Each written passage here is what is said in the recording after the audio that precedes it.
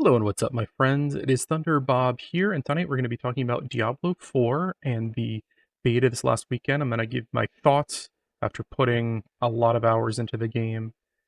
First off, my credentials. I'm a huge Diablo fan.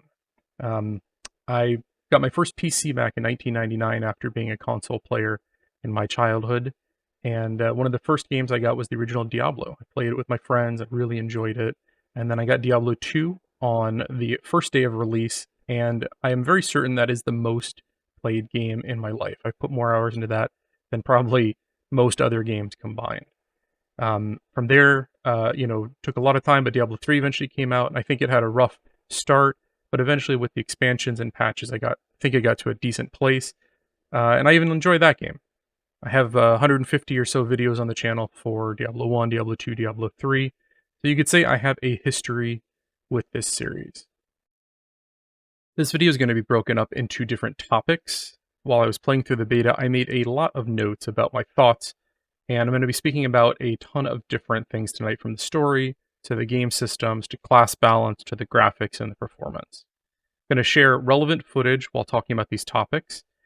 If you want to see more, I have hours and hours of gameplay in 4K ultra wide on my channel, and I always try to share the highest quality footage possible. It's my preference to play in ultra wide, and I try always to capture in the highest bitrate and quality that I can. I want to start talking about the story tonight. Obviously, we only have a small part of the overall story to judge things on, but I really love the tone of the story so far. The prologue in particular was very effective, and I hope that the rest of the game strikes a similar tone. It was very atmospheric, it was very dark and disturbing, and it really reminded me a lot of the original Diablo, kind of the feeling I got playing that original game 20 years ago. The game progresses and you start running into like the shadow versions of Lilith, and you start seeing the kind of the shades of Inarius, what he was doing with Rathma, and it's good way to fill in on the story and their motivation, but I worry it's kind of leaning a little bit too far into like Asmodan in Diablo 3. He is taunting you as you're progressing through that hell area, and he almost becomes like a cackling Disney villain. I don't think it quite reaches that level, but it could easily go there if they overuse this plot device. I also really liked the addition of Lilith. She seems to have a bit more motivation than simply wanting to destroy everything and kill everyone and conquer everyone.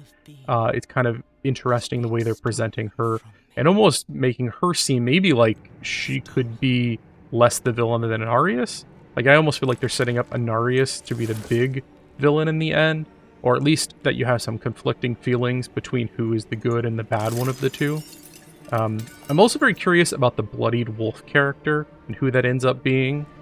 I really like the way that you meet him in Tristram. That whole setup was really cool, and I'm kind of curious who he is. And I love the idea of like a third, power here in this game, and like who he represents and what he means. While some of the cinematics are a bit less detailed than the intro, it's really cool that they include your custom character, and it makes you feel much more involved in the events of the story than in the previous Diablo games. I also wanted to touch on the actual game world. It feels much more alive and real than in the previous games. You run into tons of other people all over the place. It feels much more lived in and actually like a breathing, living space. The bad humans feel a lot more real than just nameless cultists that you're killing like in the previous games. Like that opening scene where the villagers drug you. If you notice, every single villager has a name, and like it makes you feel like there's more to them, that there's a backstory. And then there's that cinematic that shows them being corrupted. It's not just like, you're running into a bunch of unnamed cultists. It actually gives you some backstory on, how they fell for her, for Lilith. And, I felt it was a lot more fleshed out than in the previous games. The world seems a lot more seamless than just broken up into small tile sets also. But the overworld also loses something because of the lack of randomness, like in Diablo 2. And I think it could hurt replayability. You're going to play through this game over and over again. And it seems a large part of that is going to be in that overworld area, and there's really not much in the way of randomness unique things to it. It's almost the same every time, other than if some of the unique events spawn or not. I loved running into the non-hostile animals and the random events. I do hope the other areas can maintain the level of quality seen in Act 1. They really haven't shown much of the other acts, and I didn't get to play, like, the endgame beta, so I don't have much to work off, but I really liked what I saw of Act 1. The next thing I wanted to touch on was the other big, like, gameplay space that you're going to be interacting with, and that's the dungeons. So I felt like the dungeons all had like nice art and a unique look to them. They all had fun themes. Like each one felt fairly unique. Here is a cave, here is a mine shaft, here is some ancient ruins, an asylum, vampire, a cathedral, that kind of thing.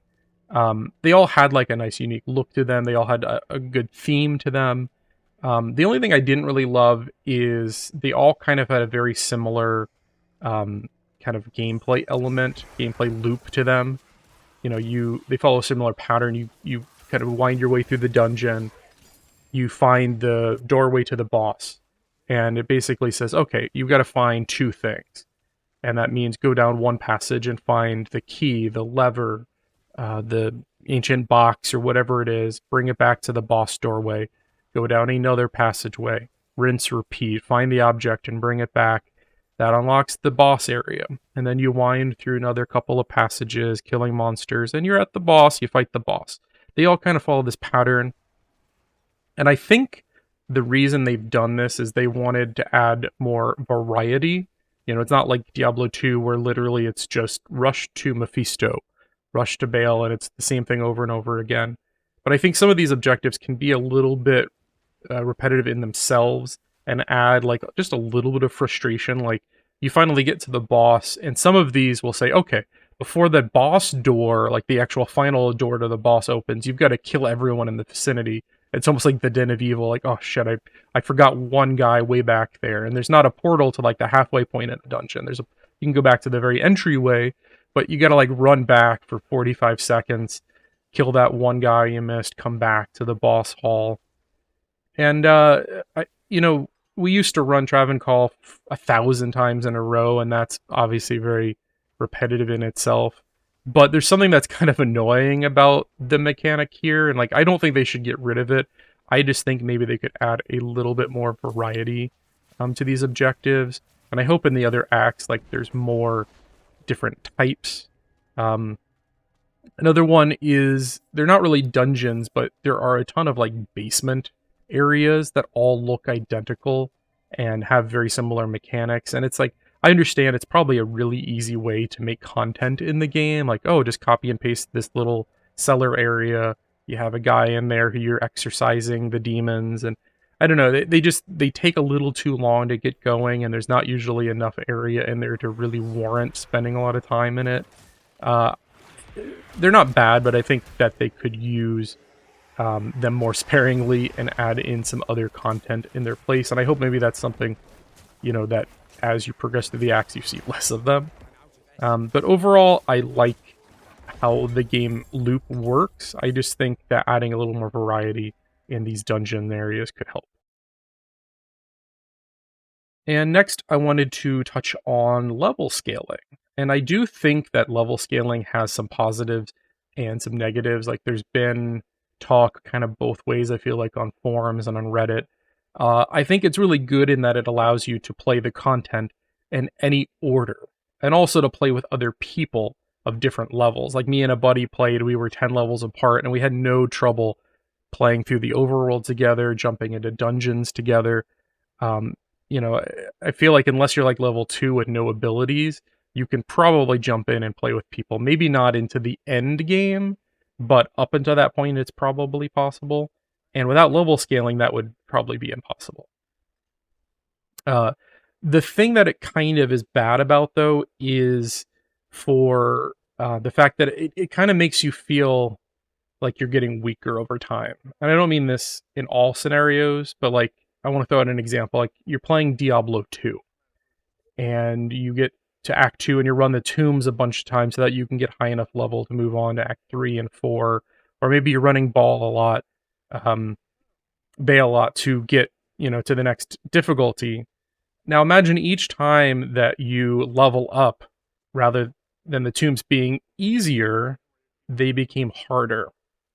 Now, that's kind of what could happen here if you don't find gear along the way, and if you're not effectively using your skill points. If you just level up and nothing else changes, that content is actually going to get harder, not easier.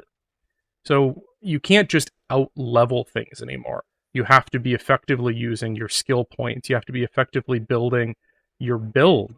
You have to be finding gear upgrades, or leveling really isn't going to make the game easier. And I think there are going to be times, there are going to be moments while you're playing where, you level up and suddenly the game is not easier but harder. Even in the beta, I found that at times where I was playing, a particular character. I'm like, oh, I'm set right now. I've got a good, set of gear. I've got a good um, you know, pace I'm running at. I leveled up 2 times without changing out any gear, and I'm like, oh man, this is suddenly a bit harder. That's kind of disappointing.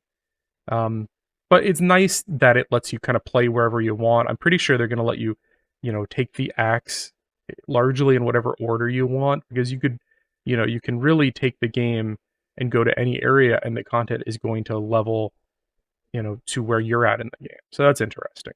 So I can see the pros and cons. I think overall it's probably a positive thing, but I can see specific moments where it's probably going to be frustrating. And I did want to touch on the graphics and performance. I think the game looks really nice. Both the graphics and the art style. It's very dark. It's very foreboding. It reminds me a lot of when I think back to Diablo 1, like when my mind goes back to me playing it back in 99 when I was, I don't know, 12 years old or something. When I play Diablo 4, that is kind of what my mind remembers Diablo 1 like feeling like. Not necessarily how it looked, but kind of the feeling I had while playing that game 25 years ago. Overall looks great. The skills mostly look good. Some of the really basic ones, I don't know, it looked a little lackluster. Like you throw a fire bolt out, you throw a frost bolt out, and it's kind of just like this dinky little thing, but it kind of makes sense. It's a tier 1 basic spell, but most of the skills look really impressive, and some of them in particular made me like, whoa, that's really cool looking. There are a lot of cool effects. The snow deforming as you pass through it looks really great. The enemies are scary, and there's a lot of variety of them. I saw a lot of interesting things that we hadn't seen in previous games, like that the humanoid with the spider for a head is like terrifying. I love some of the concepts here, and I think, I hope that there is more of that as you go through. I hope they didn't like shoot their load, and this is the best of the best. I hope we keep seeing cool and unique enemies as you progress. I also love how detailed the characters are, and they're not really holding back the good-looking gear, for like some kind of paid, monetization. Like I had a ton of good looks put together in the wardrobe, even with the limited gear that I found in Act 1. I really liked how detailed the characters are, the tattoos and the facial stuff. Like, you could make a cool-looking character, even just in Act 1. And I think, overall it looks great. Performance is a little bit more hit or miss. Like, I could maintain 144 FPS most of the time playing at native resolution. And then I would sometimes freeze and just drop frames for no apparent reason. I did lower the settings just a little bit and it helped, but it really seems like there's some kind of memory leak somewhere. Like I'll be playing for 2 hours and be getting a more than 100 FPS, and then suddenly I'm getting 30 FPS, and nothing has changed. I don't understand why. There also seems to be some issues tied to the network and, how congested the game is. Like there were times where I was trying to leave town and physically my character could not get out of town. Me and buddy actually both were playing together, and we're like, we can't leave. We're stuck in town. And so there are times where it's hard to know if the performance issues are my system or if it's network congestion. The game does support most modern features. Both DLSS and FSR 2.0 are supported, and that's really nice to help maintain that high FPS. I just hope they get, the memory leak, whatever is causing those random FPS drops, to get better at release. And next I want to talk about the actual gameplay, like the moment-to-moment combat. is really fun. It's visceral. It seems to take a lot of inspiration from the hard-hitting combat of Diablo 3. Like, I've got a lot of complaints about Diablo 3, you know, the itemization, the lack of character permanence, the lack of character kind of choice. But one thing I liked about Diablo 3 was the really, really high quality combat. Like, it felt really visceral. You'd hit a guy and it really sent them flying. All the attacks felt really good. And I think they nailed that here. But it's a slowed down maybe just a little bit from Diablo 3, like a little more measured pace, closer to the first two Diablo games. The enemies all have kind of unique abilities and things to watch out for, things to dodge. You know, some guys are resurrecting, some are blinding you, some have AoE attacks. The bosses have, like, you know, damage zones, things to get out of, things to evade and dodge. At times it kind of feels a little Dark Souls-y on the boss fights. It's definitely not, like, the depth isn't quite that far. But it's more technical, I feel like, than Diablo 2 and probably Diablo 3. It doesn't get quite as deep as something like Path of Exile. I know, like, some of those boss fights get ridiculously complex. But I think, you know, they nailed the combat for the most part. And is it the deepest combat in the world? No. Is it fun? Yes. I think that strikes a good balance. Like, they can make it super complex to the point where it's not fun anymore. I think Blizzard is more middle ground, where, like, they want to add complexity, but they want it to be fun. You know, I think their motto was, you know, easy to learn, difficult to master. And I think that's probably what I felt while playing. And, like, when you get to that higher tier, the complexities probably get, you know, added in through Paragon boards and things like that. And next up, I want to talk about the item system, and this is probably going to be the longest section. I put a lot of thought into this. I've gone back and looked at some of my footage. I've, you know, read some of the forums, what people are thinking, and I'm intrigued by the itemization system. Like, I see where they're kind of trying to go with it, but I've got some issues as well. So, you know, to just explain it, you have normal, magic, rare, and it seems like there's going to be higher tiers of rare, kind of like how, you know, in the older games you had, like, normal, elites, exceptional. It seems like there's going to be rares, and then there's probably going to be, like, you know, at the end game, higher tiers of rares, which are basically just randomized gear.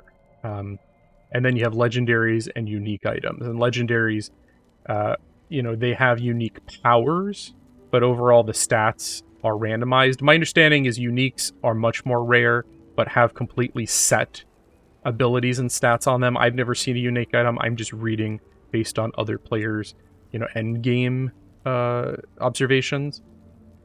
But in the beta, you found a lot of magic, rare, and legendary items. And my understanding is at the end game, rare items are intended to be the best, but that you will socket them with legendary powers using the aspect system. You basically turn these rares into legendaries. And the aspect system could add a lot of customization, and it seems like it's there to help the more limited trading that's available in Diablo 4. Basically, you're going to find legendaries, and you're going to extract the unique properties from them. And then those unique properties can be imprinted into your rares. You know, you want to add the ability to have 2 Hydras to your boots. Well, you can take that from the unique item and then put that on your rare boots. Now, I think this might help prevent every character from using the same gear at high levels. You know, Diablo 2, every sorceress had a Shaco, for example. And I think that, you know, the way that they're doing this may add some more variety to the game, to what gear is being used late game.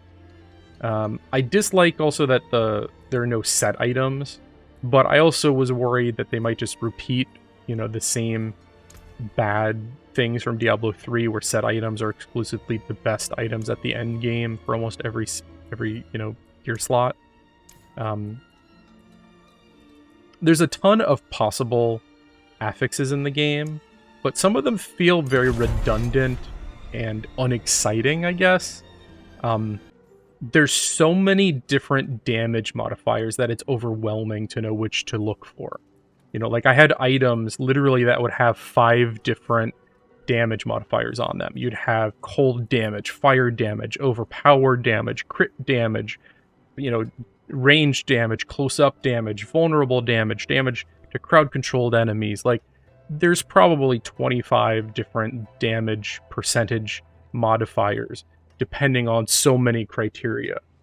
And then you also have plus skills on item, which I think is kind of a cool concept that you can get plus skills early. Like, you know, thinking back to Diablo 2, you wouldn't see a plus skill until much later in the game. So it's kind of cool. Like level 5, you can get something that has, you know, plus fireball on it, kind of stuff.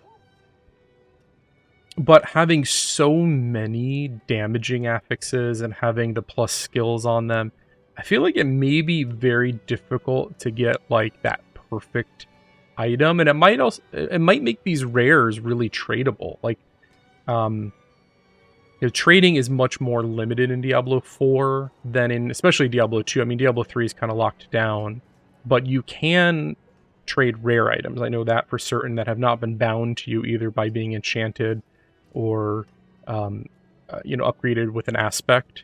So you can trade rares, and it seems like with so many modifiers, finding that perfect rare could be really hard.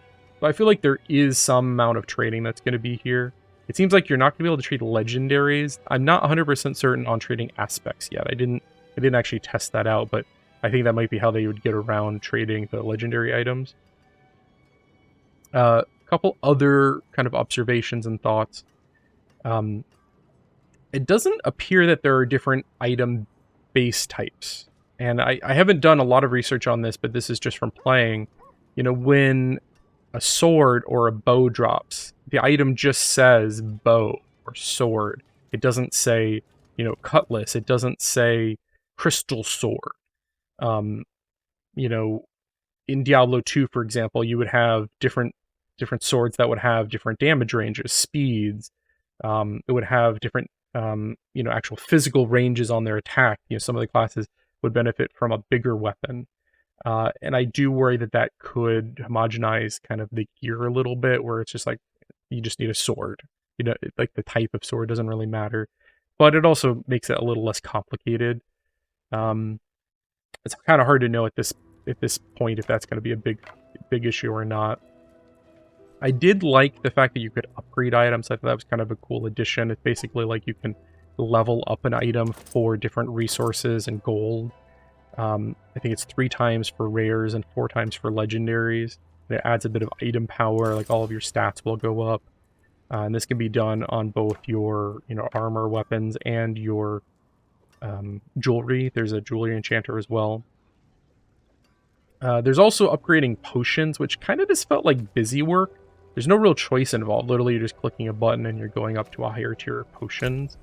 And, like, I guess it's fine to have in the game. I kind of wish there was some secondary effect. Like, I know there's elixirs, but would it be cool if, like, you could maybe slot your potion, and every time you use it, you'd get, like, some small bonus. I don't know, maybe invulnerability for a few seconds, or you'd get, you know, extra damage for 30 seconds. I don't know.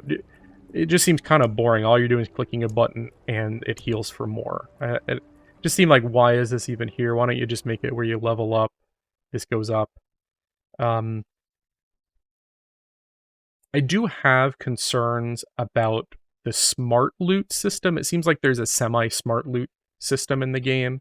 Like in the beta, 95% of my drops were for the class I was playing. And even the multi-class items, like the items that could be used by multiple classes, the stats on those items generally seem to be for the character I was playing. So this is good for solo players and self-found players, which that's mostly what I do. Like I played through Diablo 2 solo self-found all through hardcore and softcore, and that's my favorite way to play. But I can see how that smart loot system could be detrimental for trading. Like if, you know, thinking back to like Diablo 2, I know I'm going to reference that a lot. That was the game I put the most time into, but, you know, Sorceress and Paladin were the most played classes. Now imagine if there was a smart loot system. Let's say 70% of the players are playing those 2 classes. and the majority of items that they're farming are for those two classes. Well, there's going to be a lot less items to go around for the other classes, but there's also fewer people playing those, so it's kind of, maybe it balances out. I just think it could cause some issues.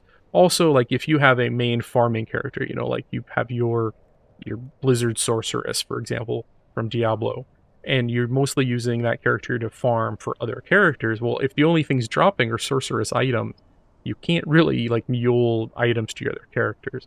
So I just think the smart loot, overall I think it's kind of a good idea because I mostly play solo and it's beneficial to me, but I could also see the negatives to it. I almost wish there was like a toggle, you know, where I want to see exclusively or weighted items for my class, or turn it off and I can just see everything. Yeah, overall, I think the item system is intriguing. You know, rares being that much better. You know, it reminds me of classic Diablo 2, which had unique items, but they were only the normal varieties. This is before Lord of Destruction, and rares kind of reigned supreme for that brief, year before the expansion came out? I'm talking 20 years ago when I played it for the first time. And then when Lord of Destruction came out, uniques kind of, you know, were the best. And then over time, they added other rune words, and rune words kind of were the flavor of the month and are the best thing since. But the idea of the random dropped items potentially being the best in slot, that's kind of exciting. You know, it definitely adds a lot of customization and like each person having different gear versus everyone using the exact same items. But we're going to have to see how this works out at the higher levels to really know how, you know, how it all comes together. Okay. I've gone longer than I intended, but I swear I'm getting close to the end of my thoughts. I want to talk about the skill system and, you know, not necessarily the balance. I'm going to get into that in a minute, but just the system overall. The skill window, I wish you could pull out further. Like, even if you expand that window, there's not an easy way to see, like, all of the skills at once. Or, like, if you wanted to share that build, like, I wish there was, like, a single screen you could, like, take a screenshot of. Like, hey, here's my build. Like, I'm just thinking from, like, just showing it to other people. There's not a clean way to do that. I realize there's probably going to be a million, like, third-party websites to do that, but it would just be a cool addition. Overall, I like the options that you're provided. There are a few minor things, you know, that are annoying. Overall, like, the system feels kind of like a mix between Diablo 2 and Diablo 3. Like, Diablo 3, you know, you'd pick a skill, and then you'd pick a rune to augment that skill. Diablo 3 had a skill tree. Diablo 4, you have a skill tree, and then at the end of each of those abilities, you pick one of two kind of unique modifiers. It almost feels like the Diablo 3 rune system, except you only have two modifiers. It does seem like a lot of modifiers have been shifted to legendary items. I worry that they've shifted a little bit too much of the character customization to items again, like in Diablo 3 versus skills. You know, like, there's only two modifiers per skill in the tree, but there's like a million drops that impact these skills. So, I don't know. There's some of them that I feel like should be in the base version of the skill, but we'll get into that more when we're talking about the actual balance. I would like to see separate ultimate skill slots. Like, just looking across the 5 classes I played, there's very few of those ultimates that I would use because of the long cooldowns versus just having like an actual normal skill. It's hard to judge, you know, at this point. Clearly, some skills seem more powerful than others. I do like the unique mechanics that each class has. Like, the Sorcerer is the one I spent the most time with, and their enchantment system was really interesting, where you can pick, like, it's almost like a passive in a way, but most of them have, like, active things that are happening. Like, you slot in Hydra in your enhancement slot, and randomly a Hydra will get casted. Or if you have Blizzard slotted in, every 6 seconds a Blizzard will come down. Frozen Orb gives you a 20% chance to cast a Frozen Orb. Those are all really cool mechanics, and each class has some interesting mechanic. And the Necro has the Book of the Dead. The Warrior has the extra weapon slots, which will give you, benefits by having more item slots on your character. We didn't get to see the Druid one, but, each one adds some unique aspects to the character, and I really like that. I did want to mention stat points, and I felt like the fact that stat points aren't really a thing anymore is kind of annoying. I know every level automatically a certain number of points get allocated.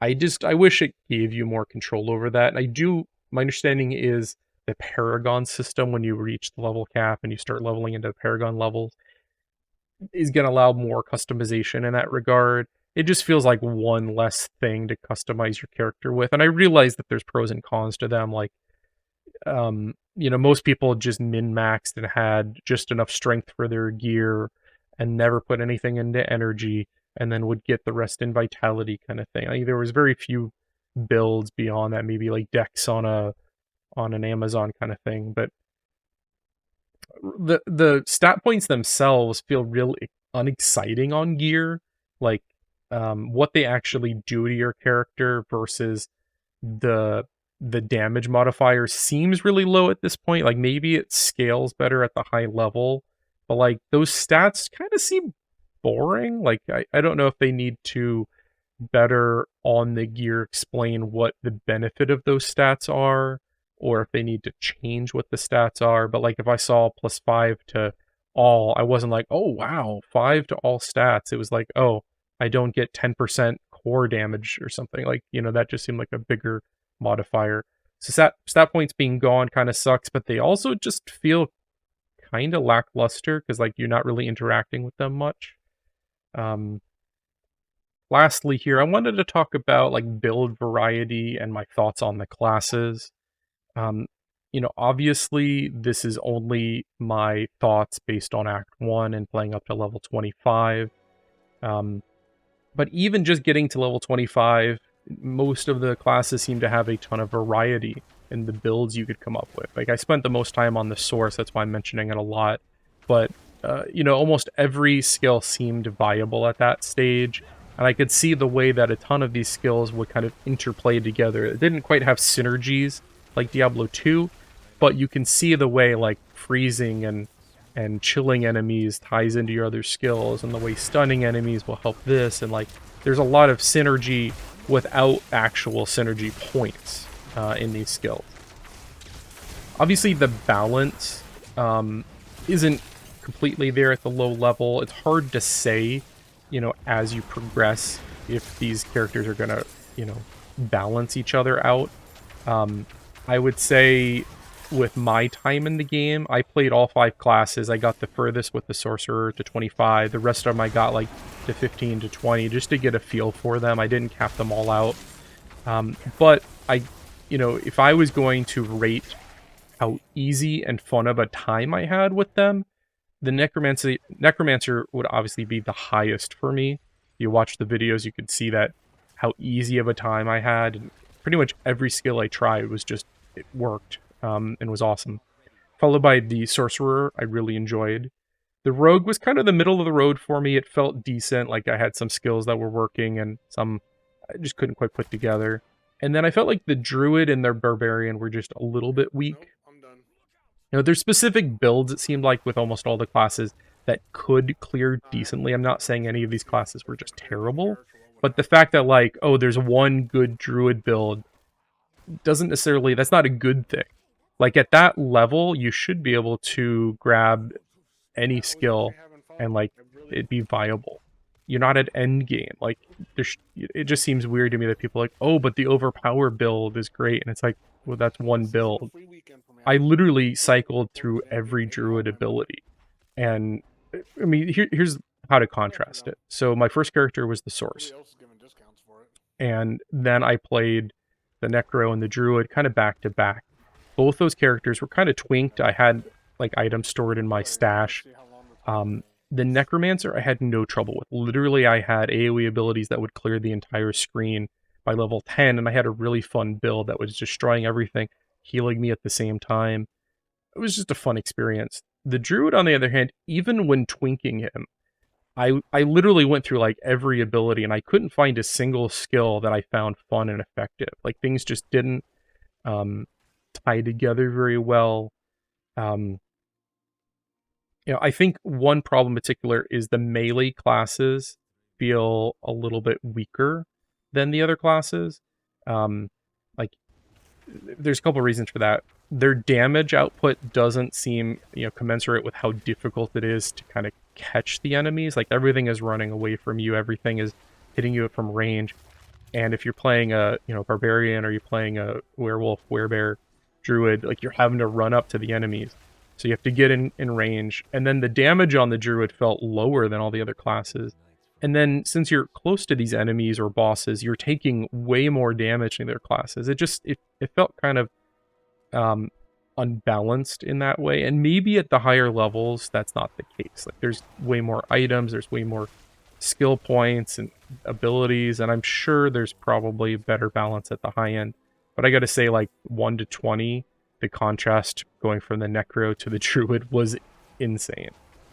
The other thing I didn't really love on the Druid was the primary resource would only build up through your basic attacks, coupled with the really high cost of your attacks and how low a damage those basic attacks did. Like, at level 20, my Necromancer's skeletons, which I had 12 of at that point, were doing more damage than my Druid's basic attack that only hit one enemy at a time. That's crazy. Like, obviously at that point in the game, there's some balance issues. And that probably doesn't follow all the way to the high level. I know the Druid's unique mechanic didn't even get unlocked in the beta, like it was in a different act, you could even get it. So maybe things are different. But at least what I could play in the beta, the Druid was really lackluster. I think at release, I'm still intending to play the Sorcerer. It kind of, the gameplay I really enjoyed, and in every Diablo game, that's always been my main for a long time. Diablo 1, the last time I played through the mage, and then Diablo 2, I've played through so many sources before. Hydra in particular is always a skill that I want to try to make work, and here it actually is really good. It was maybe one of the best skills in the beta, and even Diablo 3, the wizard was always my main. So that's probably the first character. I'll probably end up playing through all of these characters, to be honest. But I think the source definitely called to me from the hours I put into the beta. And overall, I think they're probably going to work on the balance up to release.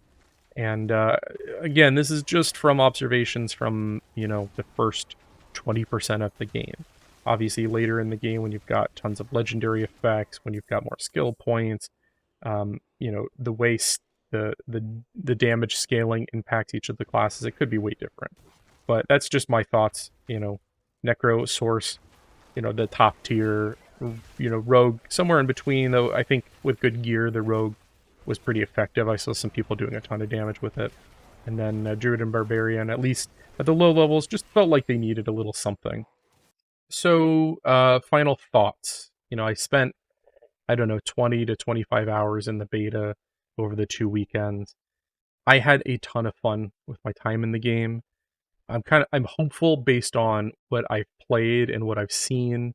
I had my doubts prior to this weekend. Like, they were saying the right things, but they didn't necessarily like show everything to back that up. But I really think they're nailing a lot of the aspects, and they're taking little pieces from each of the previous Diablo games. It feels like they're taking the horror elements, that oppressive atmosphere from the original Diablo. They're kind of taking the character progression, the permanence of your Diablo 2 character, while smartly taking things from Diablo 3 that work, the hard-hitting combat, the rune system.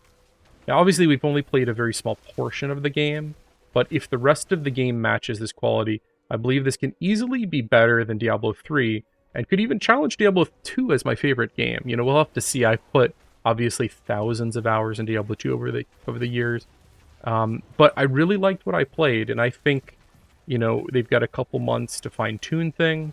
and then they've got years to patch and upgrade and expand upon the game. And I'm hopeful.